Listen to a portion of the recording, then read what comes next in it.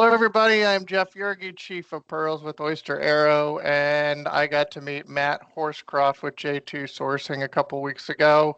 And I thought Matt would be great for our podcast. Matt, how are you doing today? I'm very good, very good. Yes, the sun is shining, so that's a nice, unusual pleasure in the UK. Recent times, yeah, We're, we're all good. we're, Yeah, all good, we're busy. coming out of winter. And of course, we're Yeah, all getting ready for MRO in Atlanta in a couple of weeks. So yeah, looking forward to seeing everybody and meeting you as yeah. well.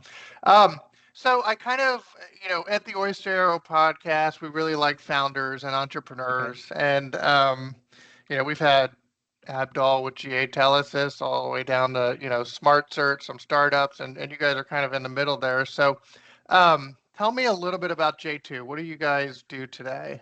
So yeah, to cut it back to the bare bones, we kind of we're now a stockist really for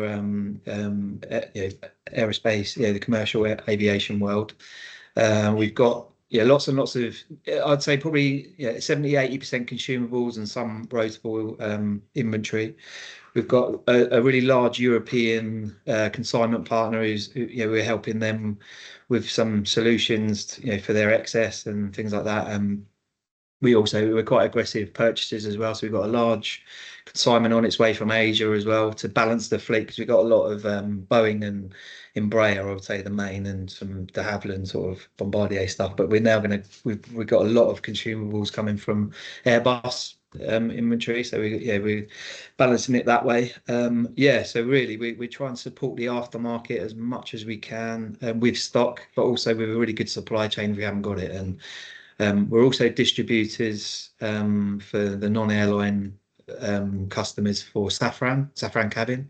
Yeah, That's a recent thing. There's lots and lots been going on. So that in a nutshell, I'd say we're hopefully a very good supporter of the airline industry for mainly consumables, but some whatever else people want. We've got some really good airline customers and MRO customers, and we work with brokers as well. Yeah, we're in this work sure. not just support everyone and not piss anyone off. Really, that's the deal. How did you fall in aviation? Wow. Yeah. So about when I was a child, I was a little older than a child. I was about 19 and I got my first job, full-time job. I was working at the airport and I was playing a bit of football and paid a little bit of money for that as well. Thought I was living a dream. And then I was cramming in so many shifts to do, you know, play football and do weird times at the airport. I ended up falling asleep driving and had a really bad car crash. And my Jeez. mum is a South London warrior, and she basically banned me from doing shift work, and I had to find a job. And my dad, who's a very hard-working guy, sort of did sort of 6 days a week, and doing all sorts of different things. And one of the jobs he did do was buying and selling cars. And one of his customers, who I'd known since I was about 7 or 8, bought company cars and whatever, and we used to see him in the pubs and whatever we used to do. And from about 9, I think he wanted me to work for him, and I kind of put it off until then. And my mum was like, "You got to ring bloody Simon and um, go and see what he's all about." And then I started in stores with him when I was 19, and I stayed there till I obviously booking in parts and paperwork, and we had some really good customers, and I was very, very privileged back then. I was allowed to go on some of the trips, some of the shows, and meet people even at that age, and they were very sort of social people and really, yeah. And I enjoyed that part of it, but I wasn't necessarily the most ambitious type. I thought football was my thing, and it was paying my rent. I lived with two other fellas, and I was like, this is great. I've got a little job here and whatever else. And then I guess that's the foundations were there, and I knew a lot of people then, because I was really introduced to a lot of people, and I knew about the parts and the paperwork, and it was a really good education. It's like an apprenticeship really, and yeah, it feels like a lifetime ago, and it really was. But and the exciting thing is my old manager now works. He's retired. I dragged him out of retirement, but he does some inventorying for us in the warehouse, so Oh, that's that's cool. quite cool. Yeah, so the Yeah, full it's kind circle. of totally Yeah, full circle there. yeah. So, J2, when did it start? J2 Sourcing, the parent company, they were founded in 2004, and they Okay. do sort of semiconductors and everything like that. And when my old well, one of the directors, so it was quite a sad story. One of the directors passed away. The other guy kind of felt like actually now's my time to step away and be a maybe go into retirement and enjoy some of the some of the fruits of his hard work. Sure. And that was my time to step away. And I had a few options, and I was like, but actually, there was a guy that I'd come across, and he's one of the nicest men I've ever met, but he's very successful as well. And he said to me a few times, if you're ever interested in working for a company in Sweden, so I made the call when I found out, the direction of my old company was going. I worked there for 20 years. I felt like I'd done my time. And we made the call, and it was like, I can't move to Sweden, but what's your sort of idea? And I told him mine, and he was like, yeah, I think aerospace is really cool. I'd like to get into it. And you've been recommended by, there was a company called Fokker at the time. You're really Yeah.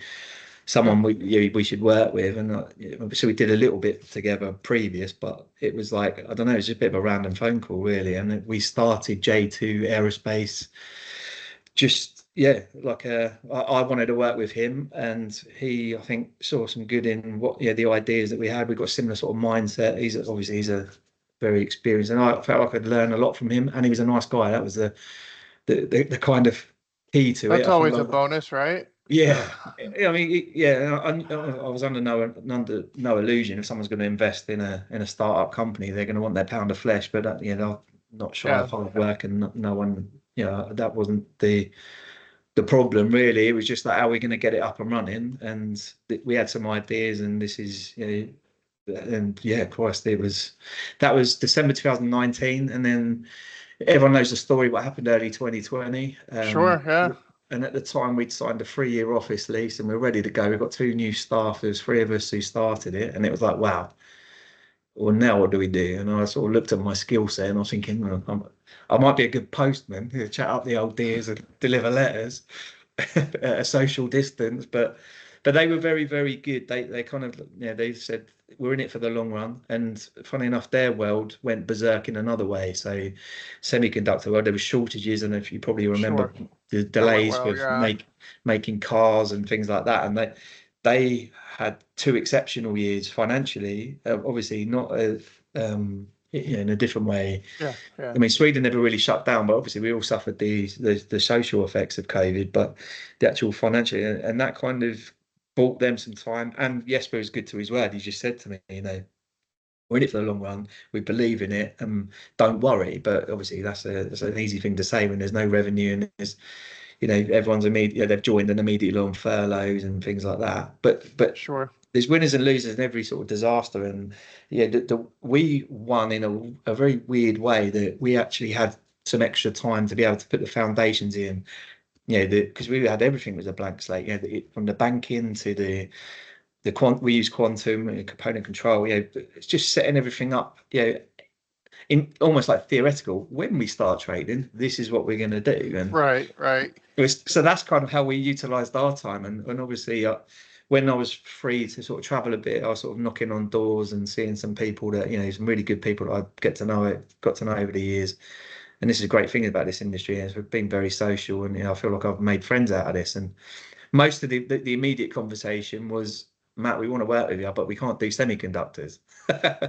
And that was Sure. probably the biggest mistake we made at the beginning, is calling it J2 sourcing, because it was but that was a conversation Jesper had over and me had over a few beers. Well, what should we call it? I don't know, just call it the same, just with limited. We didn't think, but since then we've kind of rebranded, so we are J2 Aerospace, but under the umbrella of I mean, in the group of companies, there's now 5 companies that they've got in the J2 group. We're one Sure. of them, but we're sort of J2 Aerospace, but we're still legally J2 Sourcing Limited. But that's kind of the background of it, and it was a very interesting time. And obviously you see a lot of the big players, they really suffered. They had a lot of airline debt, I would say, on their shoulders, and lots of components they owned and maybe had some loans on that were worth a tenth or a quarter of what they were. And obviously we all know a lot of people lost their jobs and moved around. Some left the industry, some came back, but in different roles. And it was a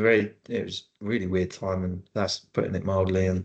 But yeah, we won. I think we got through the hardest part, but we used that time in, we were working really, really hard in the background. Yeah, a lot of my mates were like, "Oh, this is great, I'm paid to just sit in the garden." And the weird thing about COVID, the first time, with the first lockdown, it was the best weather we've ever had in like April, May. So that we had COVID tans and COVID haircuts. That was was Yeah. but we were working really hard, and it all kind of started, from the dining room table, I suppose. And then there was a couple of guys in Sweden who really supported us as well, sort of helping with the stock sales. And they had a big warehouse out there, and we had some stock in there, and we kind of got through. We muddled through, I suppose is the word. And then we come out the other side, and we could then make plans when you start seeing some revenue come in, and we started to, we invest in the right things, and we got some really good people who work. They were unbelievable at the start. I can't credit them highly enough. This is all about J2 is all about the people, and everyone who's been in part of this show has been amazing. So, yeah.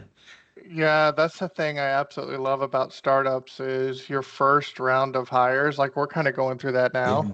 It's so pivotal, right? And Mm, and it's so much fun because, you worked at some larger companies, right? And you're mm, responsible for this. But when you're in a mm, startup, I mean, if the mm. warehouse floor needs to be cleaned, we're cleaning Oh it. yeah, we're there. Yeah, exactly. Yeah, it's the If best you need part. to program something, if you Yeah, need to do accounting, you're doing it yeah, all. And yeah, but it really drives a team together. Like yeah. I've never experienced anything like it, and it's Mm. thrilling, quite frankly. So And like, it's like everything. Like every day there was a little win. There was big wins, little wins. yeah, And then there was some not, some setbacks as well. But at the same time, it just felt like so much is accomplished. And even if like something's very small, like, oh, hang on, we've got an account now, or with cash flow, we didn't have to prepay for someone for once. And like all these little things sure, become slot like, and you'll get this. The pieces of the jigsaw then slot together, and the small wins become bigger wins, and the experience you gain is just absolutely. It is. I don't think I want to do it again because it's been.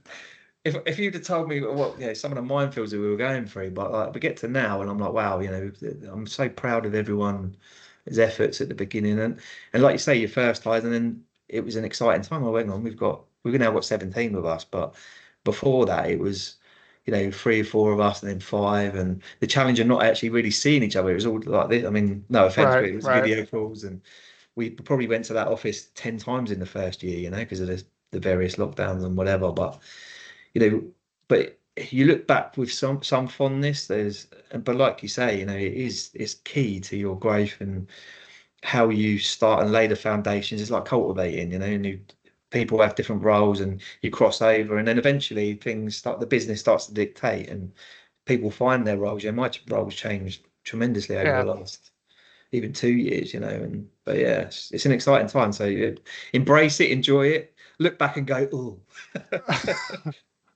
yeah. Yeah, there's some moments of terror in there as well, but we're having a good time. So we have MRO coming up in 2 weeks, Hmm. and you and the team are going to be in Atlanta, right? Unfortunately, not Atlanta. We've got a lot of stuff going on. We've got 8,000 lines. There's like a dark cloud, but with like a golden sunrise behind it. Due in, and it's all hands to the pump. So even that is, I'm not saying, Yeah, oh, there might be times where we're going to be in the warehouse and stuff. It's the selling, it's the booking absolutely. everything in, and also keeping operations. We've got to a level now. We provide a customer service that it needs to stay at that level. So we've kind of respectfully declined that one. We're going to go to a couple of the more local ones. Sure. There's one in Prague, which I'll be attending hopefully, and a couple of the other team. And longer term, obviously we love these shows and meeting up with everyone, and we can buy each other a beer face to face then, can't we, and stuff like There that. you So go. Well, I'm yeah, sure we'll be at MRO Europe. We're definitely going to yeah, do that one. amazing. Yeah, So, yeah, we'll yeah. see you Well, there. good deal. All right, Matt. I really appreciate it. I'm excited to see You're welcome. J2 moving along. Mm. We're excited to get your material listed on Oyster as well. I Yeah, think it's going to be a good addition. Airlines are liking Oyster a lot, and some of the content that you have, they're asking for. So, amazing. Yeah. um, it's really cool. But it's awesome to meet you, and I hope that everything continues to keep on growing well for you. And like I say, from my side as well, when you sort of described your product and everything, I can see really good things for you. And I don't need to tell you this, you know this yourself if you believe in the product, but Yeah. I can see some good things happening for in the future. And you're a part of the market that's needed. So yeah, I wish you all the best there as well, and we can hopefully jointly be toasting success. There you go. Thanks. All Yeah. right. Well, You're welcome. yeah, thanks for coming on the podcast, and we'll talk to No, you thanks soon. for inviting me. All right. Nice to see you, Jeff. Take it easy. Yeah. Take care. Bye bye.